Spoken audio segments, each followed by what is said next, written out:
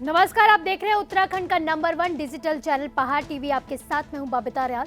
रुक करते हैं खबरों का, लेकिन उससे पहले एक नजर आज की हेडलाइंस पर। पीएम मोदी ने कमल पुष्प पर शेयर की उत्तराखंड के स्वतंत्र सेनानी देवेंद्र शास्त्री की प्रेरक कहानी। पहाड़ परिवर्तन समिति ने दिया दिव्यांगों की मुख्यमंत्री आवास कूच का समर्थन। सुंदरडूंगा ग्लेशियर से पश्चिम बंगाल के 5 पर्यटकों के शव किए रेस्क्यू, गाइड का नहीं लगा पता। केदारनाथ पहुंचे हरीश रावत, बाबा से लिया जीत का आशीर्वाद। हल्द्वानी पहुंचे राज्यसभा सांसद अनिल बलूनी, आदर राहत की ली जानकारी। केदारनाथ धाम का एक वीडियो सोशल मीडिया पर जमकर वायरल हो रहा है। यहाँ कुछ लड़के अपनी महिला मित्र के साथ घूमने आए थे। इस दौरान महिला फोटोशूट के लिए भारी बर्फबारी के बावजूद कम कपड़े पहने हुए थी, जिससे तीर्थ पुरोहित भड़क गए। उन्होंने यात्रियों को जमकर खरी खोटी सुनाई। मामला बिगड़ता देख तीर्थ यात्रियों ने उनसे माफी मांगी और महिला ने अपनी जैकेट पहन ली। इस मामले के बाद से लोग तीर्थ यात्रियों की आलोचना कर रहे हैं। क्या पहनने के आप गए थे? ये यहाँ पे है, ये देखो, ये धार्मिक स्थलों को भी ऐसे बर्बाद करके रखेंगे। ये देखो, यहाँ पे बर्फ गिर रही है, लेकिन इनको ठंडा नहीं लग रहा है, इनको बहुत गर्म लग रहा है। ये हिंदूवादी यहाँ पे है, ये है यहाँ पे दर्शन के लिए नहीं, ये मौज मस्ती के लिए यहाँ पे आते हैं ये लोग। ये देखो ना, ये ऐसे लोग आते हैं, ये लोग। कोई बात नहीं। अरे भैया, ये तो बात। हाँ जी, हाँ, आप कुछ बोल रहे हैं? आप क्या बोल रहे हैं? कुछ बोलना चाह रहे हैं आप? मैं तो यूँ बोलना चाह रहा हूँ, गलती होगी। गलती नहीं भाई, गलती नहीं होगी तो ये नहीं चल रहा है। एक मिनट, फोटो पूछ के लेते हैं। बिल्कुल फोटो, ये ड्रामा करेगा, ये कुछ नहीं, ड्रामा था वो बंद कर देंगे। फोटो हमने क्या किया? आजकल बद्रीनाथ पूर्व विधायक राजेंद्र भंडारी और उनकी जिला पंचायत अध्यक्ष पत्नी रजनी भंडारी और जिला पंचायत उपाध्यक्ष लक्ष्मण भंडारी के बीच खासा विवाद चल रहा है। इस पूरे मामले में एक नया तथ्य सामने आया है। पूर्व मंत्री राजेंद्र भंडारी का कहना है कि जिला पंचायत उपाध्यक्ष ने मेरे प्लॉट पर कब्जा किया हुआ है। उसी का एग्रीमेंट साइन करवाने का ऑडियो वायरल किया गया है। आपको बता दें कि बद्रीनाथ के पूर्व विधायक राजेंद्र भंडारी और वर्तमान जिला पंचायत अध्यक्ष रजनी भंडारी पर हाल ही में जिला पंचायत उपाध्यक्ष लक्ष्मण रावत ने भारी अनियमितता के आरोप लगाए थे। उसी पर कांग्रेस के जिला पंचायत सदस्य देवी जोशी ने उपाध्यक्ष लक्ष्मण रावत के आरोपों को खारिज करते हुए कहा कि भाजपा के प्रभाव में आकर ये सब कुछ किया जा रहा है। वहीं भाजपा समर्थित सदस्यों योगा सेमवाल और विनोद नेगी का कहना है कि आरोपों में सत्यता हो सकती है और इसकी जांच की हम सरकार से मांग करेंगे। वहीं पूर्व मंत्री राजेंद्र भंडारी ने बताया कि उपाध्यक्ष द्वारा उन पर झूठे आरोप लगाए जा रहे हैं। ऑडियो वायरल हो रहा वो है फ्लैट का, कि वो आपने सुना होगा। उसमें माननीय हमारे भंडारी जी के माननीय उपाध्यक्ष जी आप साइन कर लें, क्योंकि एग्रीमेंट बनाया वो साइन तक नहीं कर रहे थे उस पर। और कई सालों से वो उस फ्लैट किस चीज़ का, कई सालों से वो हमारे फ्लैट पे हैं जीटीएम में, अभी तक 1 रुपया उपाध्यक्ष जी द्वारा किराया नहीं दिया गया। तो ये कोई अपना घर खाली करवाना गुनाह है क्या? आप बताइए। आप तो चौथे स्तंभ में और हमारे जो लोकतंत्र के जो स्तंभ में आप लोग सच्चाई आप उजागर कर सकते। किसी पे झूठा आरोप लगाना हम भी कह सकते कि कोई आरोप लगाना कोई ये नहीं हो कि वो टाइल्स लगा रहे, वो ये करे। आज तक भी सदन में वो आए, उन्होंने सदन में क्यों नहीं उठाई ये बात? यहाँ भ्रष्टाचार हो रहा है, यहाँ ये हो रहा है, यहाँ वित्तीय अनियमितता हो रही है, यहाँ हर काम नियम के अनुसार हुआ।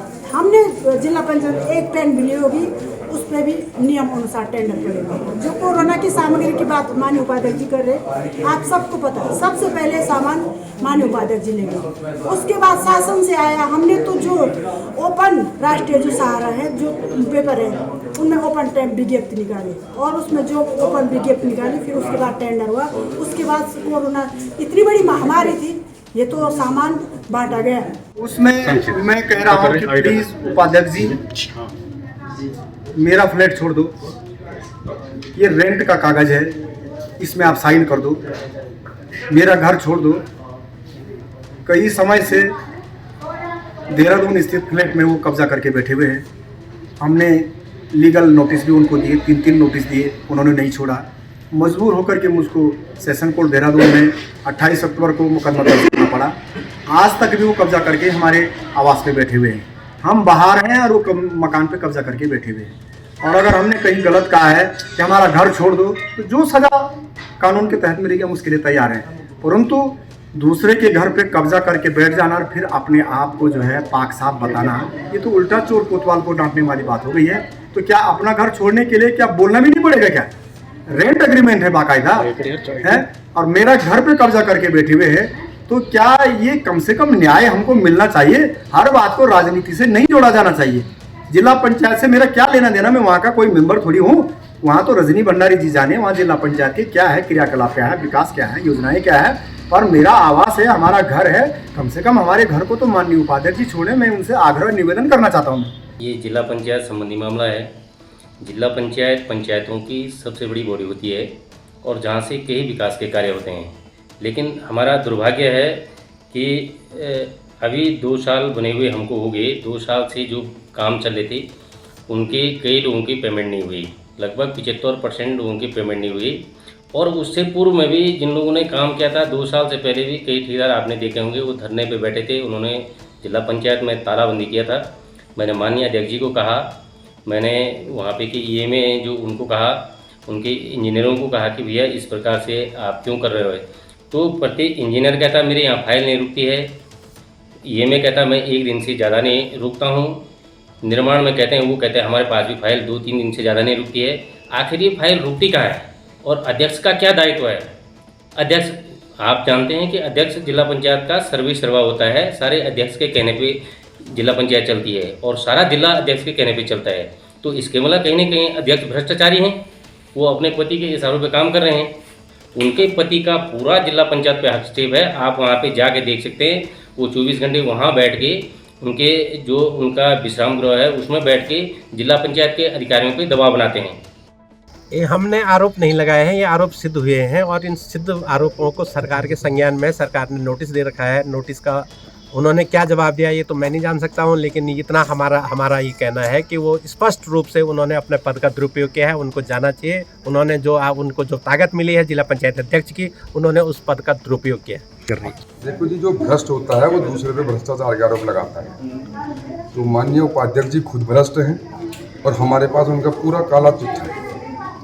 तो उपाध्यक्ष जी जल्दी हम जिला पंचायत के कुर्सी से उनको भी उतारेंगे। अगर वो आरोप लगा रहे हैं तो उन्हें सिद्ध भी करना चाहिए, और किसी के आरोप लगाने से ऐसे नहीं हो जाता कि उसने आरोप लगा दिए हैं और हो सकता उन पे हमारे तीनों विधायक हों, चाहे उस समय के उस तत्कालीन मुख्यमंत्री हों, उन पे उन्होंने आरोप लगाया। ये पार्टी देखेगी और पार्टी में हमारा संगठन बहुत बड़ा है, वो ये डिसाइड करेगा वास्तव में। अगर इसमें से सरकार को, हम पूरी सरकार को इसके लिए जिम्मेदार नहीं मान सकते हैं, लेकिन हमारी सरकार के कुछ लोग अगर उसमें इन्वॉल्व थे तो उनको चिन्हित करके सरकार स्वयं जो है कुछ उनको दंडित करे। मंगलवार को उत्तराखंड कांग्रेस कमेटी के कार्यकारी प्रदेश अध्यक्ष और पूर्व विधायक रणजीत सिंह रावत ने कांग्रेस कार्यालय में आयोजित पत्रकार वार्ता में कहा कि 18 और 19 अक्टूबर को आई भीषण आपदा ने पूरे कुमाऊं में जमकर तबाही मचाई थी, जिसमें रामनगर क्षेत्र के कुछ गांव भी इससे प्रभावित हुए थे।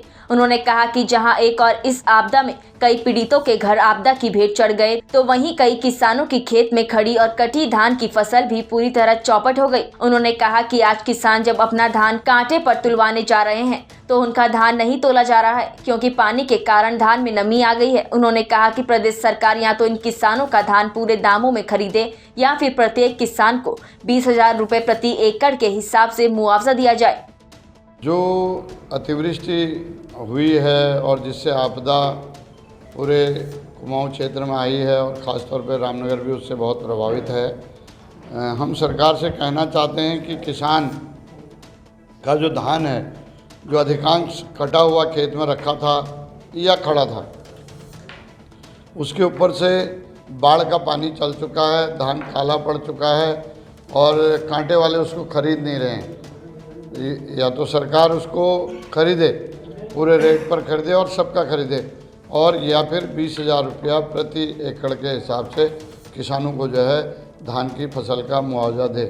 क्योंकि और उसके साथ साथ जो धान का पुराल है वो भी सड़ गया है। पशु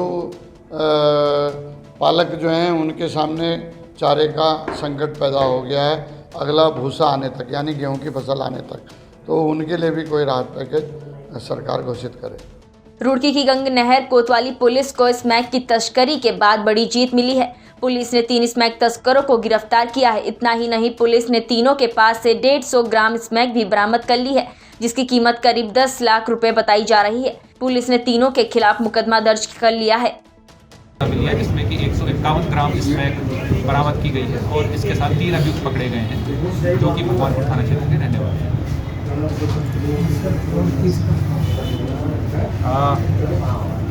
एक थाना रुड़की भारतीय जनता पार्टी की विचारधारा को आगे बढ़ाने और उसे आम जन के बीच लोकप्रिय बनाने में अहम भूमिका निभाने वाले कार्यकर्ताओं के जीवन से जुड़ी प्रेरक कहानियां अब प्रधानमंत्री नरेंद्र मोदी के आधिकारिक नमो ऐप पर उपलब्ध होंगी। प्रधानमंत्री मोदी ने मंगलवार को खुद ट्वीट कर ये जानकारी दी और कहा कि इसके लिए इस ऐप पर कमल पुष्प नाम से एक खंड बनाया गया है। पीएम नरेंद्र मोदी ने ट्विटर पर उत्तराखंड के स्वतंत्र सेनानी पंडित देवेंद्र शास्त्री और एस मल्लिकार्जुनैया द्वारा किए गए कार्यों की झलकियां साझा की। पीएम मोदी ने ट्वीट कर कहा कि उत्तराखंड के स्वतंत्र सेनानी पंडित देवेंद्र शास्त्री जी जीवन भर राजनीति के प्रतीक रहे हैं।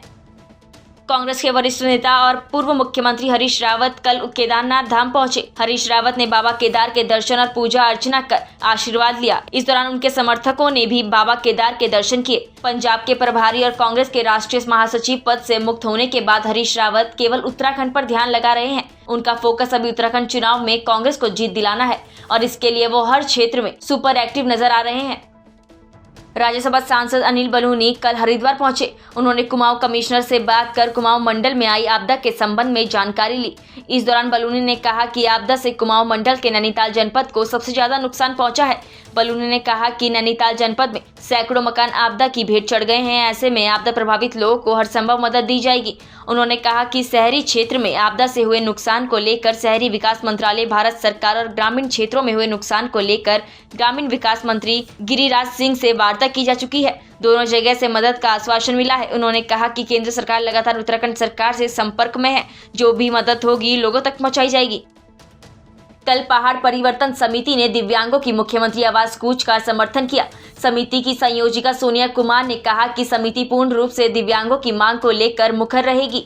उन्होंने ये भी कहा कि मुख्यमंत्री को एक बार दिव्यांगों की मांग पर सुनवाई करनी चाहिए। कल समिति के सदस्यों द्वारा दिव्यांगों को भोजन वितरण का कार्यक्रम भी किया गया, जिसमें कार्यकारिणी सदस्य आशुतोष राणा, सत्यम कालरा, आशु और अन्य सदस्य शामिल रहे। वहीं कार्यकारिणी सदस्यों ने भी दिव्यांगों को आश्वस्त किया है कि वो उनकी जायज मांगों को लेकर उनके साथ खड़ी रहेगी और आगे आने वाले समय में सुदूर गांव कस्बों में जाकर लोगों और सरकारों के बीच जो अंतर रहता है उस अंतर को कम करने का कार्य करेगी। सदस्यों ने यह भी बताया कि समिति के संरक्षक उमेश कुमार आगे आने वाले समय में स्मार्ट विलेज को लेकर भी शुरुआत करने वाले हैं। जैसा कि आपको विदित है कि लगातार हमारी पहाड़ पर्यटन समिति सुदूरवर्ती क्षेत्रों के और पहाड़ी क्षेत्रों के लिए लगातार अच्छे कार्य करने में लगी हुई है, चाहे वो एम्बुलेंस के लिए हो या वहाँ कोरोना रिलीफ के लिए बात हो, और या हम कहें स्मार्ट विलेज की अगर हम बात करें, हमारा एक नया प्लान लॉन्च होने जा रहा है स्मार्ट विलेज, जिसमें हम ऐसे सुदूरवर्ती क्षेत्र को चिन्हित करेंगे जहाँ पे बहुत ज़्यादा बिजली की प्रॉब्लम है, पानी की प्रॉब्लम, वहाँ अपनी तरफ से पहाड़ पर्यटन समिति जितना हो सके उतना संभव प्रयास करेगी कि इन समस्याओं को दूर किया जाए। और बड़े भाई उमेश कुमार जी की सौजन्य से सभी हमारी कोशिश रहेगी, हमारी पूरी टीम की कोशिश रहेगी कि जितना हम पहाड़ों के लिए कर सके उतना हम करने की कोशिश करेंगे। द्वारा विभिन्न दिनों पे विभिन्न कार्य किए जाते हैं और आज दिव्यांगों के लिए खाना व्यवस्था यहाँ की गई है और हम लोग यही चाहते हैं कि सरकार इनकी बातें सुने और समिति द्वारा ऐसे कार्य आने वाले समय में बार बार किए जाएंगे। आज पहाड़ परिवर्तन समिति ने इन लोगों को भोजन और पानी की व्यवस्था कराई है। कहीं ना कहीं सरकार को ये सोचना चाहिए कि 1200 रुपये में महीने में क्या होता है, जो इनकी मांग है कहीं ना कहीं सरकार को बैठ के इनसे एक बार बात करनी चाहिए। और हमारी पहाड़ परिवर्तन समिति की ये कोशिश रहेगी हमेशा कि किसी भी तरह की सहायता, जैसे हम लोग हमेशा करते आए हैं लोगों की, हमने पहाड़ों में इतने काम करे और इस तरह से हम काम करते आ रहे हैं और हमेशा करते रहेंगे। धन्यवाद। सतपुली में मंगलवार को पर्यटन मंत्री सतपाल महाराज की उपस्थिति में आयोजित बहुउद्देश्य शिविर में 70 समस्याएं पंजीकृत की गई, जिनमें से 38 का मौके पर ही निस्तारण किया गया। कैबिनेट और पर्यटन मंत्री ने अधिकारियों की समस्याओं को गंभीरता से लेने और निर्धारित समय में उनका निराकरण करने के निर्देश दिए। उन्होंने अधिकारियों को तय समय में समस्याओं का निराकरण करने पर कड़ी कार्रवाई की भी चेतावनी दी। इसमें जो लोगों की समस्याएं हैं वो अब प्रशासन के सामने आई हैं। डिस्ट्रिक्ट मजिस्ट्रेट ने सबको सुना है, हमने भी बहुत सी बातें रखी हैं और ये आदेश दिए हैं कि लोगों की समस्या का निराकरण किया जाए और विशेषकर जो पानी की व्यवस्था है उसको सुचारू रूप से चलाया जाए ताकि गांव के अंदर लोग पानी पी सकें। जल ही जीवन है। और सड़कों का जो हमारे पास समस्या आई है तो सड़कों के लिए भी आदेश दिए गए हैं और सतपुली से लेकर के कोटद्वार का जो रोड है उसका जो है सुदृढ़ीकरण किया जा रहा है। तो सारी कनेक्टिविटी हो रही है और चार धाम में भी हमारी जो है सड़कें चालू हैं इस समय। मलारी की कनेक्टिविटी भी आज सवेरे सवेरे हुई है, तो मैं समझता हूं कि रोडों को चुस्त दुरुस्त किया जा रहा है। जैसे आपका ये बहुत बड़ा सपना था यहाँ पे झील बनाने का, वो कहाँ तक पहुँचा? वो भी हो रहा है। उसके लिए मुख्यमंत्री जी की घोषणा हो गई है और हमारी सतपुली की और सिंची की झील जो है निश्चित रूप में बनेगी। सर, कोटद्वार में कर्ण आश्रम की बात की थी आपने, वहाँ उद्घाटन कर्ण आश्रम का आपने पता है उसमें PIL लगी है और उसके कारण थोड़ा सा उसमें रुकावट आ गई है और उसका भी निराकरण हम कर रहे हैं। बड़ा भव्य वो बनेगा और मैं समझता हूं कि वो एक वर्ल्ड क्लास डेस्टिनेशन बनेगा। सर, एक शिकायत है मेरी, कफल्डी सोलर से पानी की योजना थी, 97 लाख रुपए खर्च कर दिए गए मगर 1 महीने से ऊपर नहीं चल पाई, इसमें आप कैसे देखते हैं? चलिए मुझे लिख के दे दीजिए, मैं इसको जाँच करवाऊँ। ठीक है। उत्तराखंड दिव्यांग सशक्तिकरण एसोसिएशन के बैनर तले अपनी मांगों को लेकर दिव्यांगों ने CM आवास कूच किया, लेकिन पुलिस बल ने हाथीबढ़ कला में सभी प्रदर्शनकारियों को बैरिकेडिंग लगाकर रोक दिया। बता दें कि दिव्यांग जनों ने ऐलान किया था कि सोमवार शाम तक यदि सरकार ने उनकी मांगे नहीं मानी तो वे मंगलवार को आक्रोश रैली निकालकर विरोध करेंगे। दिव्यांगों का कहना है कि यदि सरकार उनकी मांगों को लेकर कोई लिखित आश्वासन देती है तो इस रैली का नाम बदलकर आभार रैली में परिवर्तित कर दिया जाएगा। टिहरी जिले का सीमांत गांव गंगी, जहां पर कई मूलभूत सुविधाओं का भारी अभाव है। यहां के ग्रामीणों को आज भी अपनी मूलभूत सुविधाओं के लिए दो चार होना पड़ता है। ग्रामीणों की कई बहुत महत्वपूर्ण मांग जो आज तक पूरी नहीं हो पाई है। गंगी गांव के पास से एक मार्ग त्रियुगी नारायण और प्रसिद्ध पर्यटक स्थल पवाली काठा को जाता है, जिसमें घा नामक स्थान पर भिलंगना नदी पड़ती है और यहाँ पर पानी का वेग अत्यंत तीव्र होने से जहाँ एक और प्रतिवर्ष यहाँ के ग्रामीणों के जान माल का नुकसान होता है, वहीं दूसरी ओर गंगी पहुँचने वाले पर्यटक तीर्थ यात्रियों को भी फिर वापस घुत्तू आकर पवाली काठा जाना पड़ता है। इससे यहाँ के रोजगार पर भी बुरा प्रभाव पड़ रहा है। गंगी ग्रामीणों ने कई बार इस पीड़ा को प्रदेश के मुखिया से लेकर सभी आला अधिकारियों से भी फरियाद की, लेकिन किसी ने आज तक सुध नहीं ली।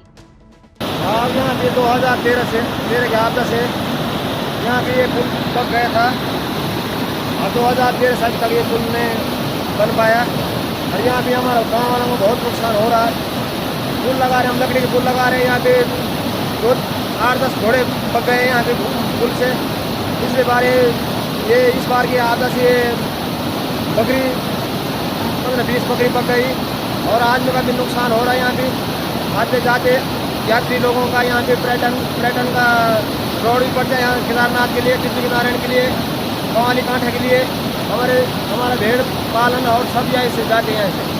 वही 2013 से यह भी पुल नहीं बन पाया। आपसे इतना अनुरोध करता हूँ कि अपने गाँव वालों की तरफ से यहाँ भी पुल की अति आवश्यकता है। त्यूणी तहसील क्षेत्र के अटाल ग्राम पंचायत के अंतर्गत फेडिस गांव में जल जीवन मिशन के तहत बन रही पेयजल योजना को लेकर विवाद गहराता जा रहा है। दरअसल पेयजल निगम द्वारा जल जीवन मिशन के तहत अटाल ग्राम पंचायत की फेडिस गांव में करीब 27 लाख रुपए की लागत से पेयजल योजना प्रस्तावित है, जिसको लेकर विभाग सन 2020 और 2021 में टेंडर 2 बार निविदा प्रकाशित करवा चुका है, लेकिन ग्रामीणों के विरोध और उच्च स्तर पर हुई जाँच के चलते टेंडर प्रक्रिया को निरस्त करना पड़ा, जिसको लेकर फेडिस कपसाड़ वेलफेयर एसोसिएशन के अध्यक्ष डॉक्टर पूजा गौड़ ने पत्रकार वार्ता के दौरान विभाग और संबंधित अधिकारियों पर आरोप लगाया कि सरकारी धन की बंदर बांट के लिए जबरन इस योजना को गांव के लोगों पर थोपा जा रहा है, जबकि गांव में पेयजल और सिंचाई के पानी के लिए कोई समस्या नहीं है, जिसकी पुष्टि ग्रामीणों की शिकायत पर उच्च स्तर से हुई जांच में हो चुकी है। उन्होंने चेतावनी दी कि अगर विभाग फिर भी मनमानी करता है तो ग्रामीण आंदोलन को बाध्य होगा और जरूरत पड़ी तो न्यायालय का दरवाजा खटखटाया जाएगा। जल जीवन मिशन में ऑलरेडी टेंडर अक्टूबर 2020 में आया था, जो ADM की जांच के बाद में और प्रशासनिक जांच के बाद में और विभागीय जांच के बाद में निरस्त हो गया। वापस 23 सितंबर को वापस वो टेंडर आया, फिर वापस 3 अक्टूबर को निरस्त हो गया। 2 बार टेंडर निरस्त होने के बाद भी गाँव वालों का ये है कि हम सभी गाँव वालों को वहाँ पे सबके घर पे पानी आ रहा है, हमको इस टेंडर की, हमें इस जल जीवन मिशन की कोई ज़रूरत नहीं है।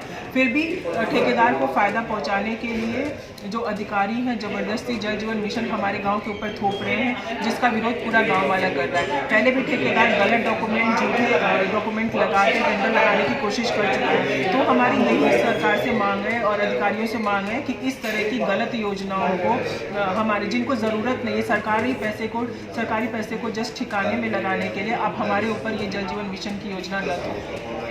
आपने आपके ऊपर शिकायत भी की है ऐसे में, मगर फिर भी वही काम हो रहा है, फिर क्या कहना चाहिए? जी, 2 बार आप सोचिए ना, 2 बार जांच होने के बाद जिसमें एसडीएम की रिपोर्ट है और प्रशासनिक दोनों बार जांच हो चुकी है, जांच होकर 2 बार टेंडर कैंसिल हो चुके हैं। फिर भी आप सोचिए कि किस तरह से भ्रष्टाचार मतलब पैसे खाने के लिए ठेकेदार के साथ मिलकर योजना को जबरदस्ती गाँव के ऊपर थोपा जा रहा है।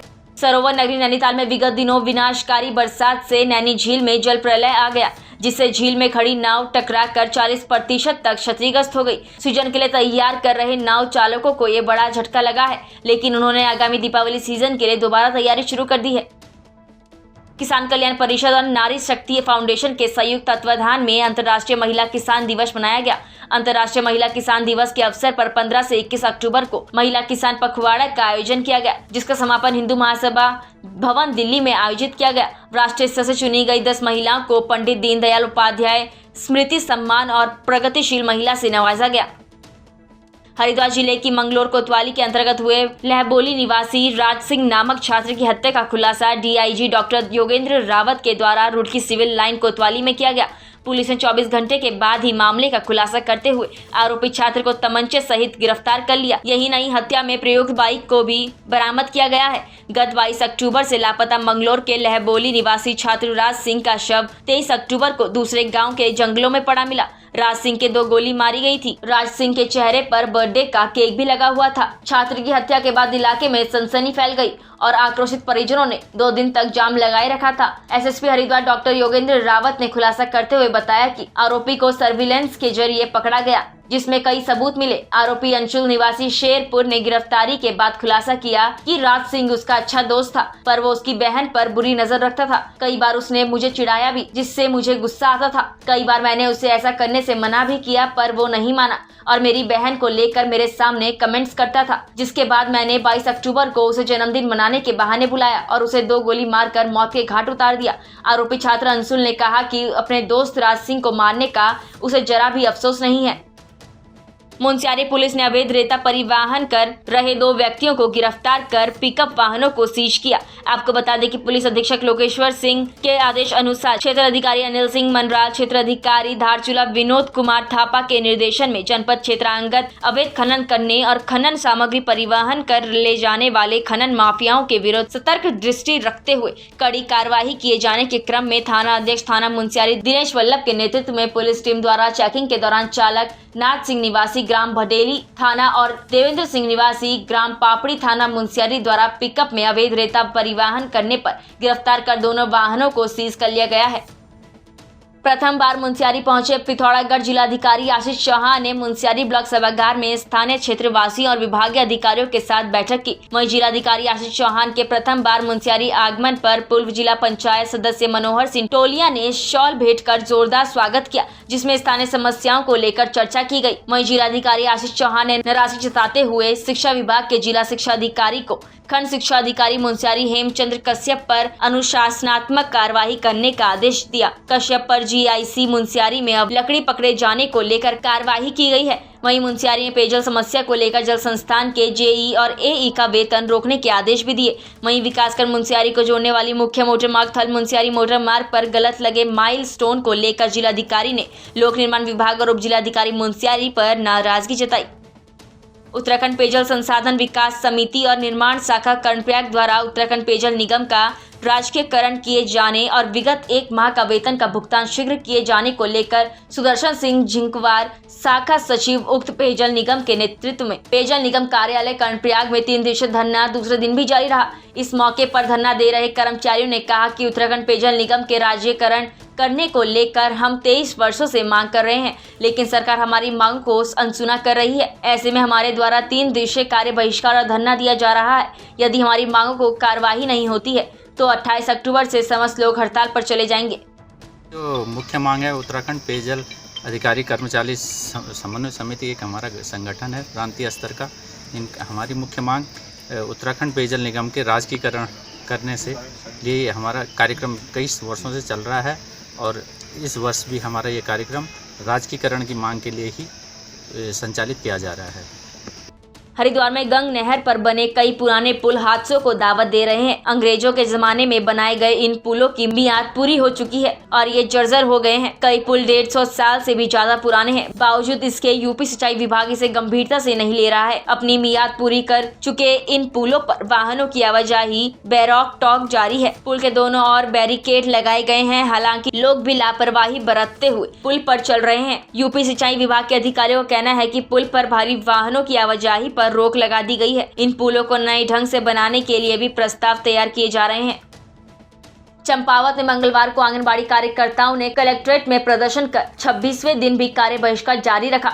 उन्होंने कहा कि आंगनबाड़ी कार्यकर्ताओं के आंदोलन की अनदेखी सरकार को आगामी विधानसभा चुनाव में भारी पड़ेगी। अल्प मानदेय में काम करने वाले आंगनबाड़ी कार्यकर्ता मानदेय बढ़ाए जाने की एक सूत्रीय मांग के पूरा होने तक कार्य बहिष्कार जारी रखेंगी। आंगनबाड़ी कार्यकर्ता और मिनी सहायिका संगठन की जिला अध्यक्ष मीना बोरा ने कहा कि सरकार की ओर से लगातार कैबिनेट की बैठक में मानदेय बढ़ाई संबंधी मांग पर निर्णय लिए जाने का ऐलान किया जा रहा है, लेकिन किसी बैठक में इस निर्णय को अमलीजामा नहीं पहनाया जा रहा है। युवा कल्याण विभाग बैरीनाग के द्वारा आयोजित 3 दिवसीय खेल महाकुंभ महाविद्यालय खेल मैदान में शुरू हो गया है। प्रतियोगिता का उद्घाटन विधायक मीना गंगोला और ब्लॉक प्रमुख विनीता बाफिला ने किया और कहा कि खेल को हमेशा खेल भावना से खेलते हुए क्षेत्र का नाम रोशन करना चाहिए। खेल प्रतिभाओं को आगे बढ़ाने के लिए सरकार की खेल सुविधा देने की बात कही। इससे पूर्व खिलाड़ियों ने मार्च पास्ट किया। प्रतियोगिता में विजेता प्रतिभागियों को नगद पुरस्कार और प्रमाण पत्र और जिला स्तर पर प्रतिभाग करने का मौका मिलेगा। पहाड़ टीवी में फिलहाल के लिए बस इतना ही। उत्तराखंड की बड़ी और तमाम खबरों के लिए आप देखते रहिए पहाड़ टीवी। नमस्कार। है बेखौफ उम्मीद का रंग।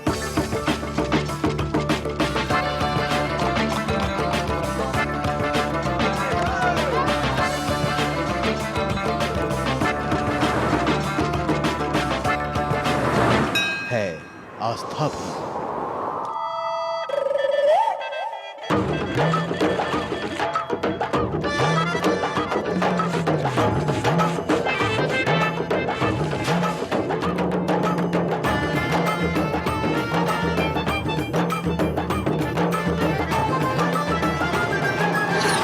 ये है मेरा उत्तराखंड।